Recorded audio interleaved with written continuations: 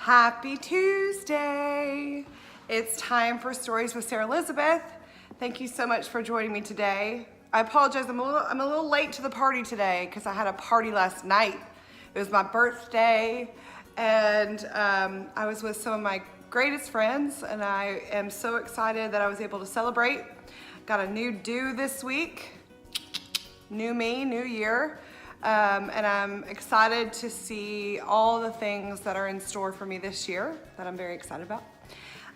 Hey, so, there were some things, last night that didn't meet my expectations of what I thought my party would be like. The only time that I've ever been disappointed in life is when I didn't express my expectations, or my expectations weren't met because I kept them inside. I didn't express how I wanted things to go or what I was thinking how things would go. And so, I had about 30 people that said they were going to be able to make it to the party that weren't able to make it. And so, it left me kind of disappointed. And the thing about it that made me kind of think about what I want to talk about today is that, if I had those people that said they were going to be here, I probably would not have had the conversations that I had last night, that I am so grateful I did, because it was a smaller, more intimate group. And so in the end, it ended up being better than what I probably could have imagined, because I just was able to talk with people that I hadn't been able to talk with, and I probably wouldn't have been able to talk with had I had 30 more people here last night for the party. So it kind of got me thinking about expectations and how in my career, the only time people have been disappointed with my work or anything that I've done is if there have been expectations on me that haven't been discussed, or things that are put on me that I'm not a mind reader. Unfortunately, I'm not. I'm sure there's a career in that, but I can't tell what people want from me if they don't communicate that to me. So it kind of made me think about talking with y'all today about expectations and what it is that a wedding planner actually does and the expectations on the wedding planner. So I hope you'll enjoy it, and I have some bullet points that I want to talk to y'all about, but I'm not really sure exactly which direction this is going to go. So this could be interesting. So I hope you enjoy it. I have people all the time that ask me, what do you do for me? Like, what are you going to do for me? And I really kind of get stuck with that sometimes, because I do it all. I really cannot, I will do whatever it takes to make the client happy and make their day perfect. If that means that I am, clearing the tables and bussing the tables, which is not my job, but I'm doing it because I know that the rental company's coming back to pick up everything and everything has to be prepped and ready to go. Or, whatever it is that necessarily doesn't fall within the description of what a wedding planner does, I will do it because it means that the client's day will be better. And I am not above that. I am like, people look at me a lot and like, she's the help, she's the one that is sweating and running and going crazy on the wedding day. But that is who I am. And I love to serve people. And I love to hear people's stories as I'm telling y'all stories. It's something that I am very passionate about. And I just love and see just, beauty in people's stories and who they are. And so for me, it's not a competition of like what I will do or what's under my job description or not. But you get into a little situation when, people have these expectations on you and they're not communicated, or you don't know what they are. And so you end up always disappointing them because you're not meeting the expectations. And I kind of found this out very early in my career. I was buying a house, and I'm not a realtor. I don't, that's nothing that I know about. And so I was going through the process with my amazing realtor, and everything now is like text and things that didn't exist when I started my career years and years ago. And so I remember going through the process with her, wanting to know information, but not feeling like I was getting information. And I was that person. I was the person that was texting at like 8 or 9 o'clock. Have you heard? What's the word? Like, what's going on? What's the process? What do we do next? And so it kind of gave me a different perspective of just what I did, because I am in a service field. And so it kind of made me think like, well, I bet the clients are expecting this from me too. And they just, I didn't communicate to my realtor, hey, I expect you to, message me back as soon as I text you.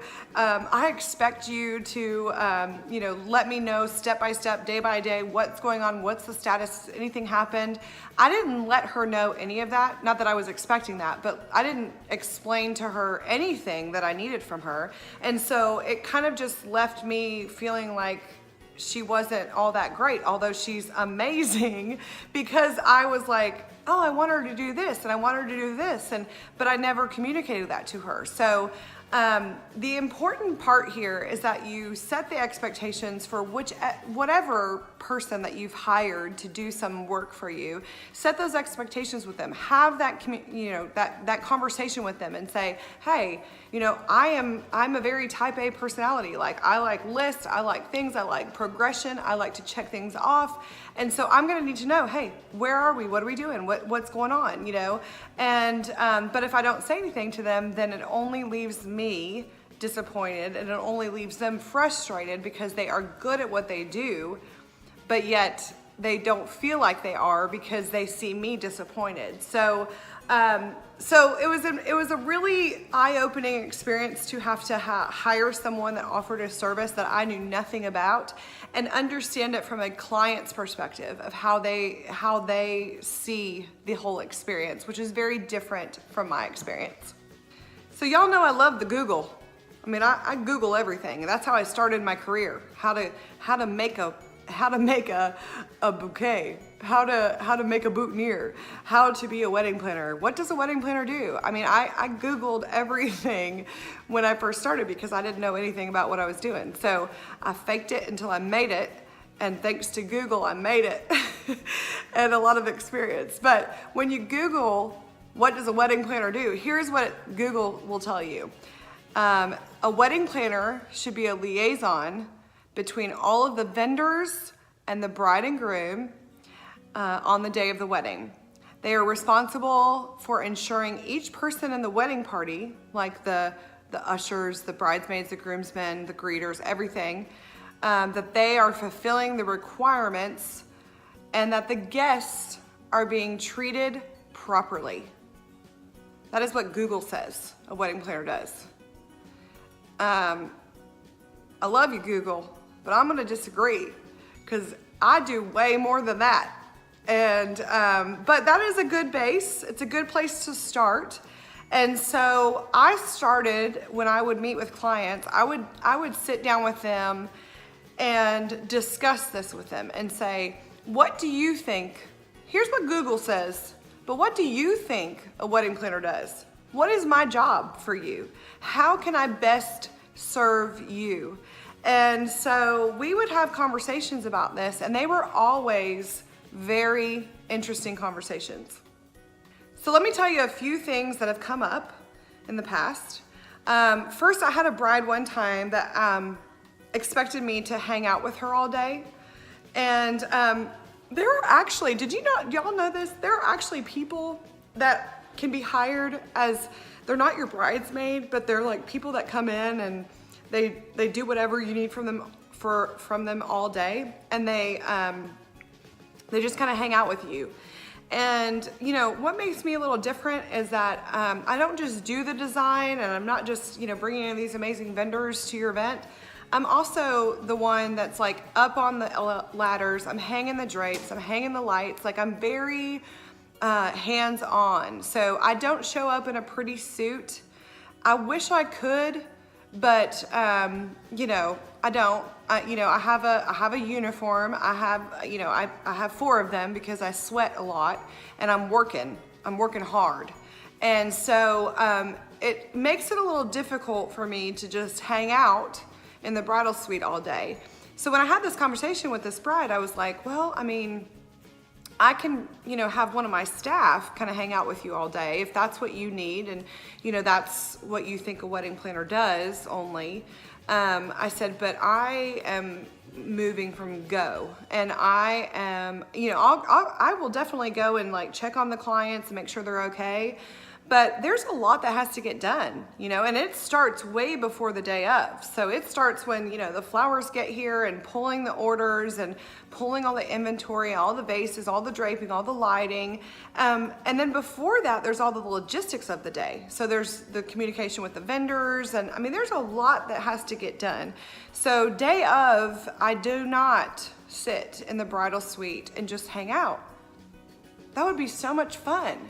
But instead, I am running my little tail off and, working really hard. And so for this bride in particular, I did have someone that just kind of sat with her all day and just, made sure she was okay. And it was important although that meant me, hiring someone else to just do that, which I normally wouldn't do, it was important to her, so it was important to me. And so, I took care of that for her, but it was good that we communicated that, because if she hadn't communicated that to me, she would have been disappointed all day going, where's Sarah? What's Sarah doing? What's Sarah doing? Well, Sarah is working her little butt off, but you don't know this because you're getting your hair and makeup done. And, I'm, receiving the vendors and talking through everything with them and, doing all the event decor and everything. So, that would have been a disappointment for her. So it was important to have those conversations to avoid that. I had a bride one time that told me that she needed me to call her back within 2 hours. Sometimes my planning meetings are longer than 2 hours.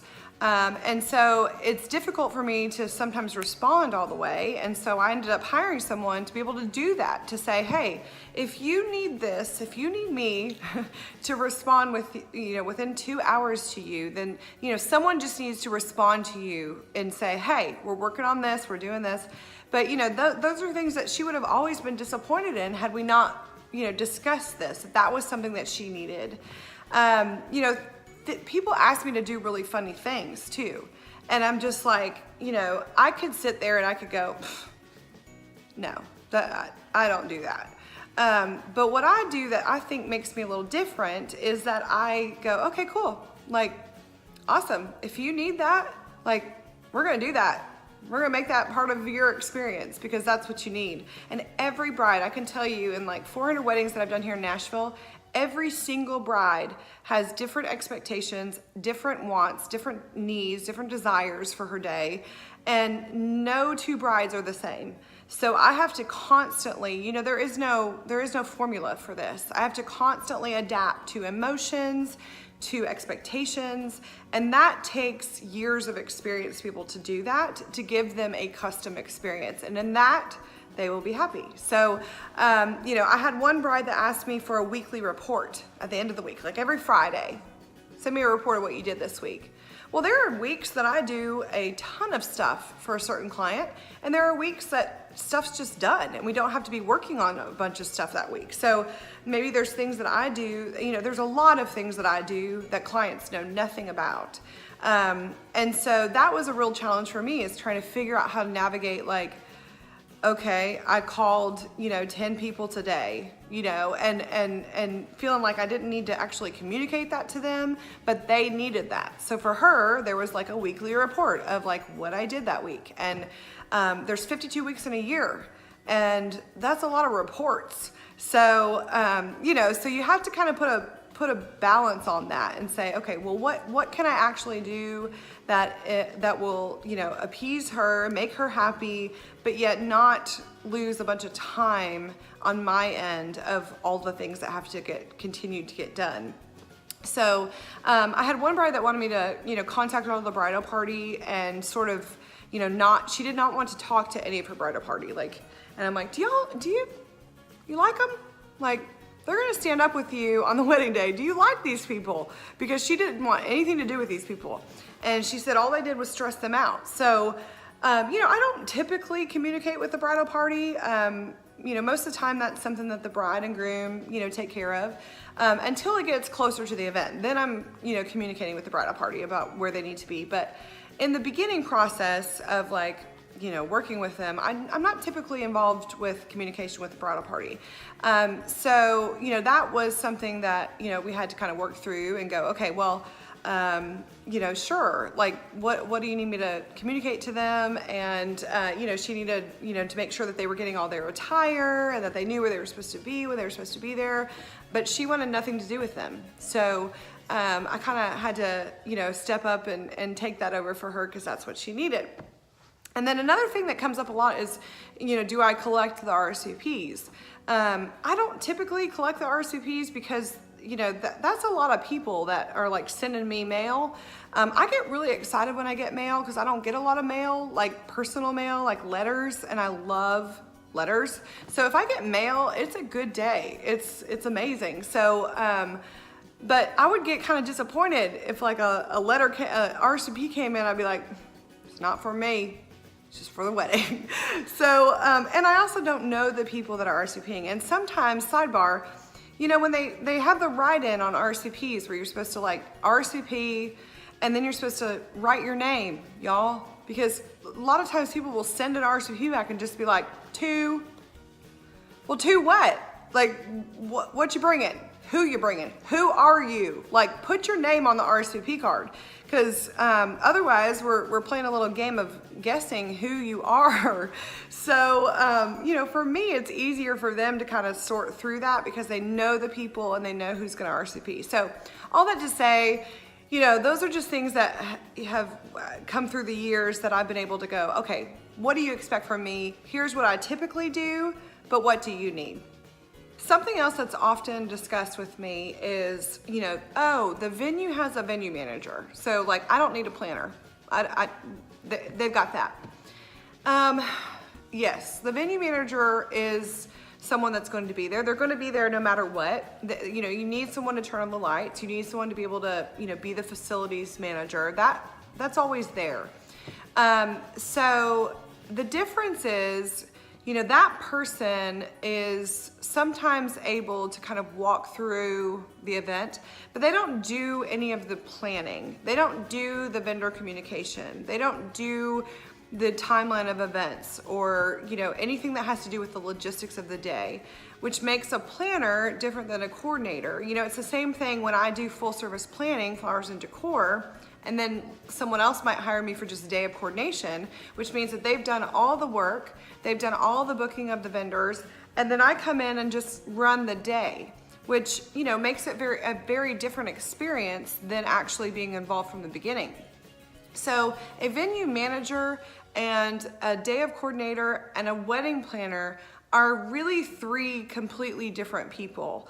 I always say, I've got your back. Like, I'm an advocate for you, and I am the one that will do anything for you to make it a great day, because it is, trust me when I say that it is way more important to me than it probably is to you that you have a good day. So I am always the one that's making sure that I am going to, the extreme to make sure that it's a good day.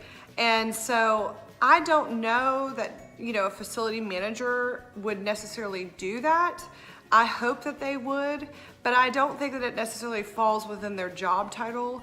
And some places do have those people that, are there to just kind of run the day, which is fine. But there's no, like, for me, I have to have a connection with my clients. I always say, you will remember the people that were there at your wedding day. More so the vendors than even some of the guests. I mean, you can get married and you can have, 200 people there. Probably, 20% of those people will continue with you through actual life. The stuff that happens after you leave the wedding, that's actually the most important part. And we spend so much time focusing on, what the napkins are and what the china is and what song you're gonna play and if you're gonna have a band or a DJ or if you're gonna have a buffet or a station line. So much is not spent on what happens after the wedding day, and that is what's really most important. So even though I'm in the market to make it a beautiful day, and that really excites me, I love to do that, I care more about the actual person, the human being, and two human beings that are getting ready to commit forever to. So, that's what's most important to me, and I think that makes me different than a venue manager that might just be there to make sure logistically, like, hey, the venue's not burned down. There's toilet paper in the facilities. Those kind of things. The lights are on. Everything is going as scheduled.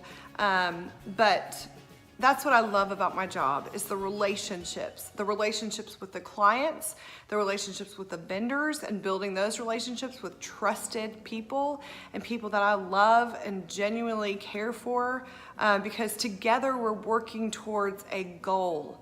And the goal is to serve the best possible way that we can. And, that makes that relationship with those people so much stronger. And to see the joy on a client's face and know them well, and to be able to look at them across the room, be the person that makes it all happen but doesn't get the recognition. I sit there, y'all, and I'm like, I did that. And no one knows that it was me that did that. But look at that joy on her face. It just lights me up. I love it. I love being able to serve and give people the joy that they so deserve on their wedding day. So here are some things that I actually do that are actually part of my job description. And then there's 1,000,001 things that aren't listed on the sheet of paper that I do, all based on the client's needs and wants and desires. So, one of the big things that I do is I suggest vendors to people. And these are all people that I have been working with for years that I trust. And I actually love the person or the people that actually run the day-to-day business. Yes, they're great, but I actually care for the people. And that has proven to be one of the greatest things in my industry is being able to build relationships with vendors because they're trusted. There's no incentives, there's no cutbacks and going like, hey, I'm gonna get something out of this. It's just the fact of the matter that you know that they're gonna take care of your clients. And so for me, building relationships with my vendors has been the most rewarding thing for me, and I love and care for them so much. So I suggest people to my clients. They ultimately have the choice of if they're going to book them or not, because this is not my wedding, not at all. That is like the worst thing that I can do as a planner is give them a wedding that I would want. I give them their wedding and I listen to them and I go, hey, what do you want? Okay, I'll give it to you. And so, that is something that I really am excited about. But I always tell people, your wedding is only as good as the vendors that you have there.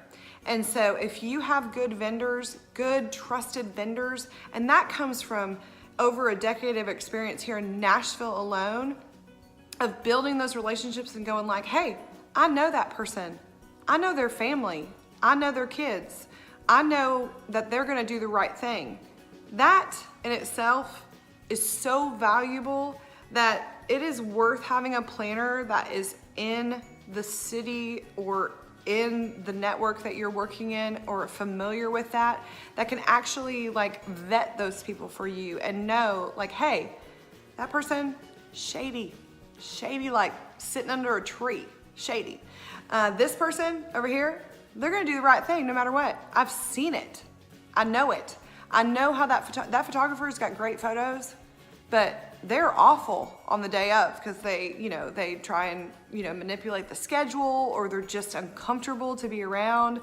Yeah, they have great photos, but you're not gonna be comfortable on the day of, or like just figuring out who the client is as a person and being able to, match vendors to them is so valuable.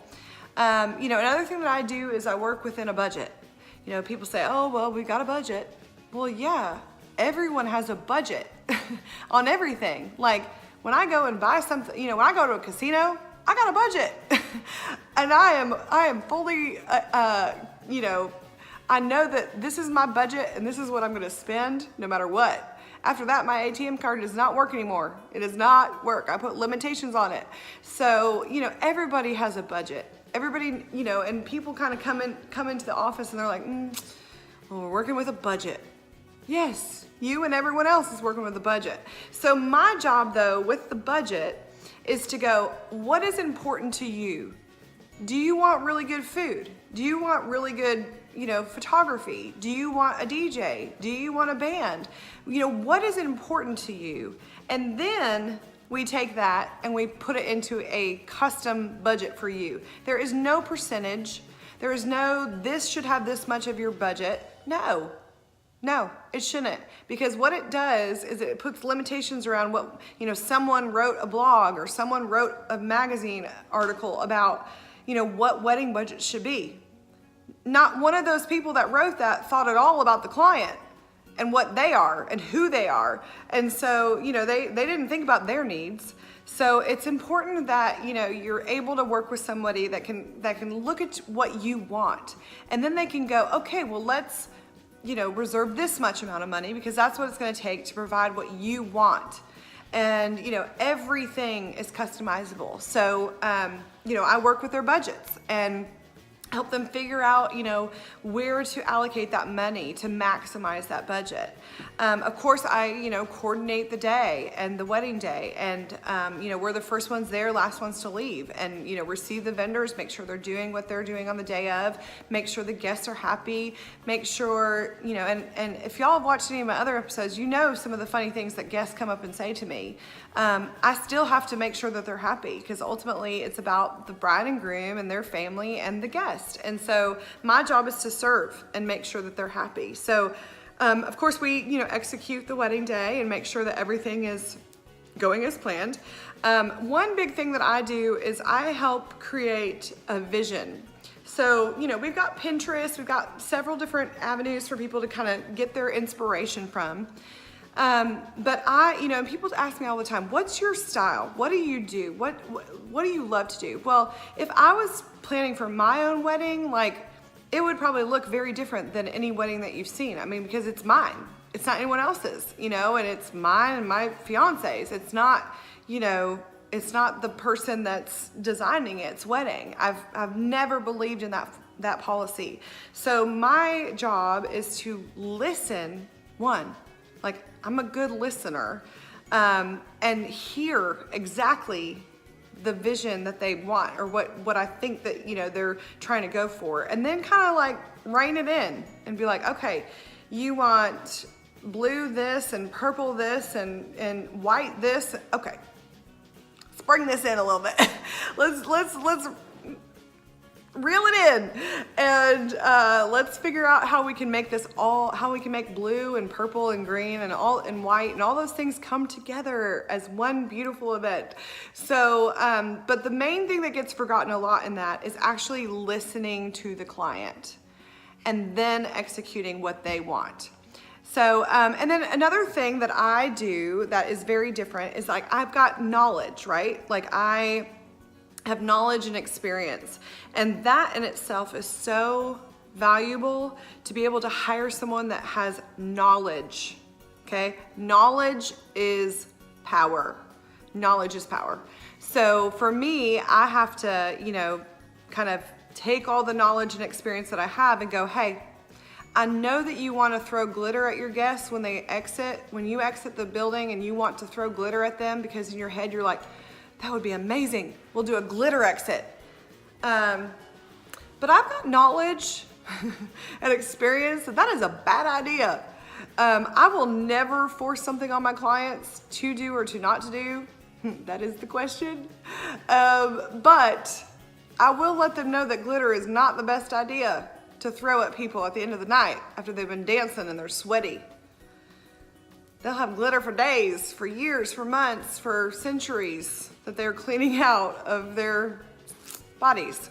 So anyways, yeah, so there's a lot of things that I go, hey, been there, done that, been down that road, I got the t-shirt, I did that. What about this? And until they kind of can see that hey, I've got the experience to do that, or that that's not worked in the past, let me tell you why. Because a lot of times people just want to know the why. Why? Why will that not work? Why can I not do that? Well, let me tell you why. Here's what's happened in the past. So knowledge is power. And so pick people that have the knowledge and the experience to listen to you and give you good, solid advice on what you should do.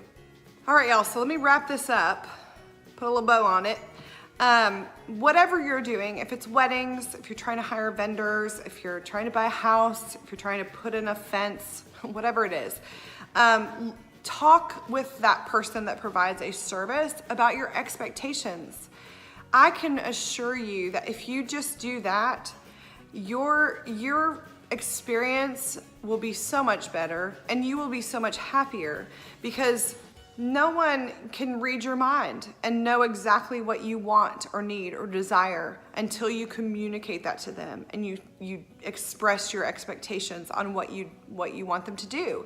And so I'm grateful that I learned that early on, and I can say, hey, because I found myself going, I mean, what does she want from me? Like, I don't know. Like, I didn't know that she wanted that, and now she's all upset. And then I was like, if I would have talked with, spoken with her about that and said, hey, what do you want from me? What do you want from me? Then we would have been able to save a lot of heartache and disappointment.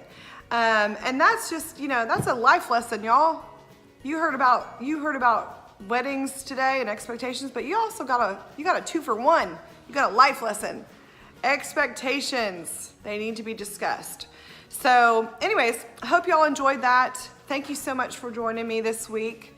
I really do appreciate y'all watching these videos and leaving me feedback on them and letting me know that you're excited about the next week. So thank you for that. Thanks for making my life better, just for being a part of it.